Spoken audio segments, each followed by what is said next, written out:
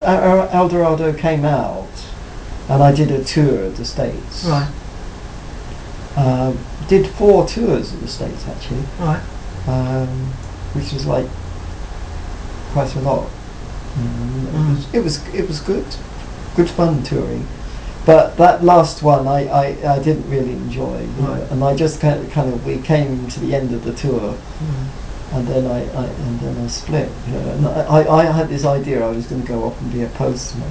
Right, well, nothing wrong with that. Were you still doing the exploding cello at that stage, or that? Yeah, no, that was still part of it. Yeah. And was that getting a bit tiring? It was getting a bit, tiresome. Yeah. Yeah. Well, do you think the band were picking up that you were thinking of leaving, or did you just drop a bombshell? I think they must have done. I was a little bit withdrawn, and I was, Jeff Lynne, Bev Bevan came in one day and saw me looking at my navel. Not actually looking at my navel, but that's the way he described it in his book. You know? Oh, right, yeah. But it was, anyway, it was just not an easy time for me, you know, and it was best that I split. You know? So I went off and started to do other things, you know. I think I went on the dole actually. Right. Yeah. I don't remember. That was a big decision, you know, to leave a band that were becoming massive at that time. I know. And to go off and end up on the dole, you say? I think I was on the dole, and I did busking. I went out busking as well, you know. And I did have a few. You know, it was fine, you know, because I'd had my classical career going along, you know, before I joined the ELO, and then I sort of had this diversion into ELO, and that taught me a lot of different things, you know. I mean,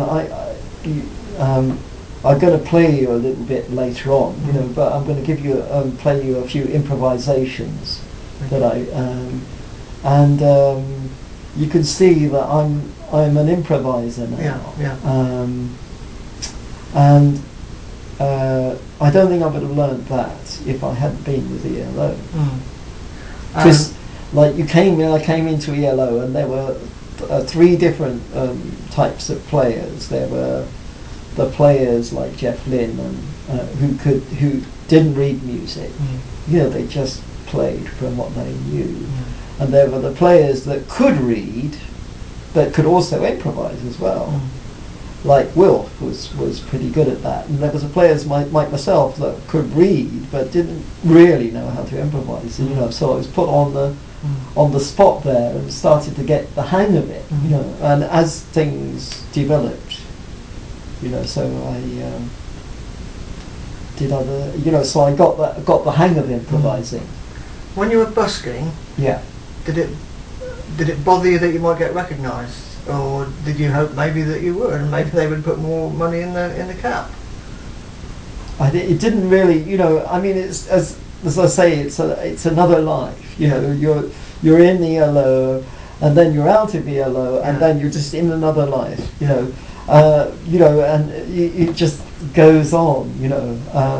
Well, it was known within the circle of fans that Mike Edwards had left the band, and somebody had seen him busking. You know? Yeah. Oh right. Yeah. Yeah. So, you know, it wasn't a secret. I didn't know that. It's certainly not now. Oh right. Yeah.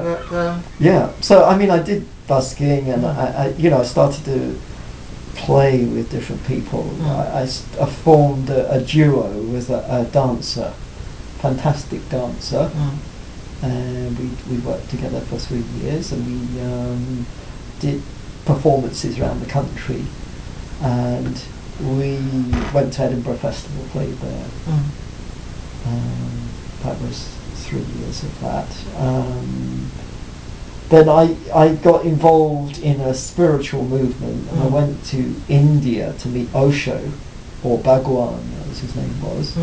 I went to some exhibition somewhere, and just heard his voice through some headphones. I just put on some headphones, they were at this stand, they were there, you know, to pick up and there's just this amazing voice came over, and I just got really fascinated, and I just felt, oh, I just got to go and meet this guy, and he was in India.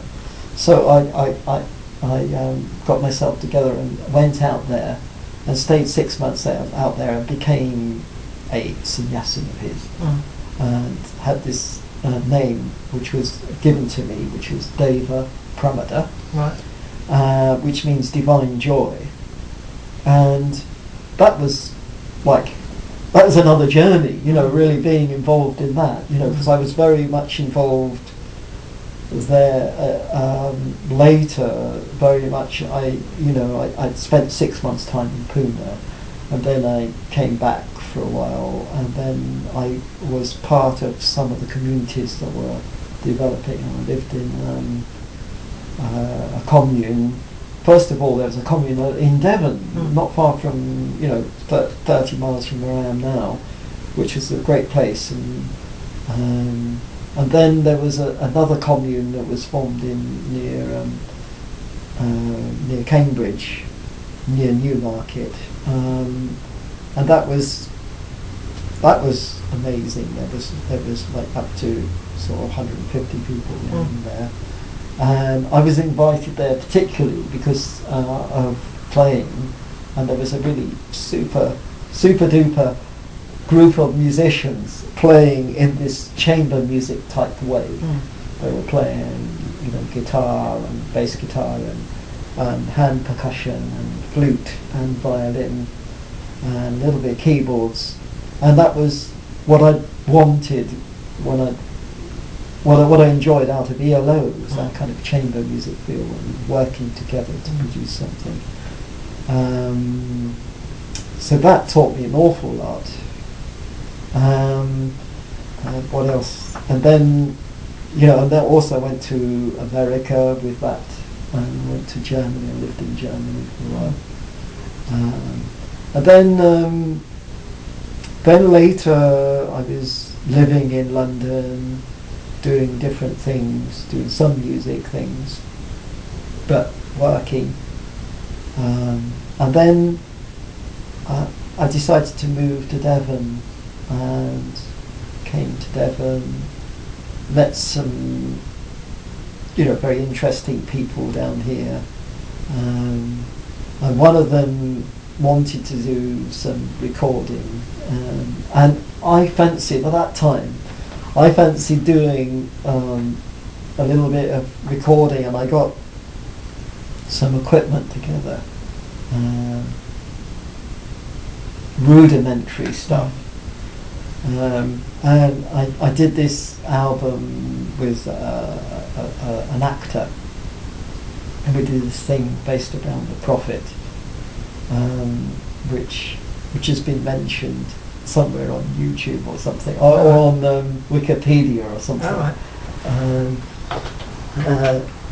And it was okay. It wasn't brilliant, but it was just me doing something.